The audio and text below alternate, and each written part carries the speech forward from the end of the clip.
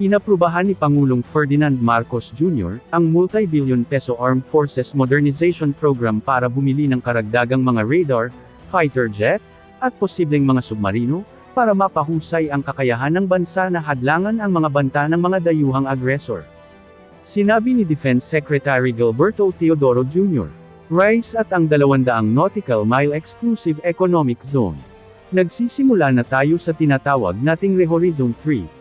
Capability Enhancement at Modernization Program, na inaprubahan kamakailan ng Pangulo, ng hanay ng mga kakayahan na mula sa ating domain awareness, ating connectivity, ating command, control, communications, computers, information, intelligence, surveillance, targeting acquisition and reconnaissance, o C4E Star, sa ating area denial at deterrence capability sa parehong maritime at aerial domains, sabi ni Teodoro sa Manila Overseas Press Club, MOPC, Defense Night.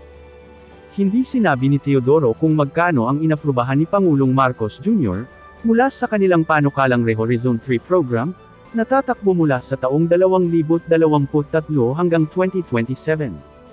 Ang mga naunang ulat ay nagsabi na ang AFP ay inaasahang ang ReHorizon 3 na budget ay $4 na bilyon, 225 na bilyong piso, para makabili ng multi-role aircraft, barko, unmanned vehicles, intelligence at surveillance system, komunikasyon, personal protective equipment, at weapon system. Sa pagkakaroon ng mas maraming kagamitan sa pagtatanggol, binalaan ni Teodoro ang mga tagapagtaguyod laban sa pagtrato sa DND at AFP bilang "vendi" lamang. Ang Department of National Defense at ang Armed Forces of the Philippines ay hindi magiging paraiso ng vendor. Hindi namin ituturing ang aming sarili bilang isang vendi, ngunit isang kliyente. Hihilingin namin ang pagganap mula sa lahat ng aming mga tagapagtaguyod. Magiging intolerant kami sa anumang mga pagkaantala.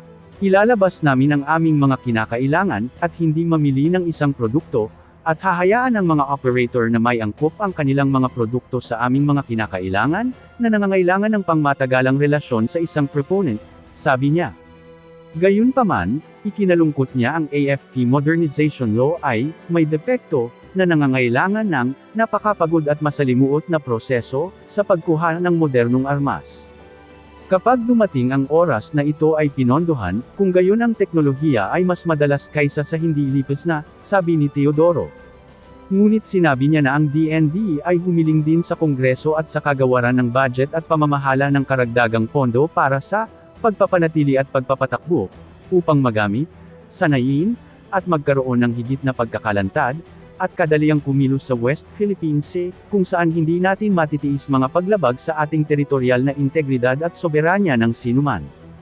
Ang ReHorizon 3, aniya, ay nakaangkla sa bagong misyon na binuo ng DND na tinatawag na Comprehensive Archipelagic Defense Concept.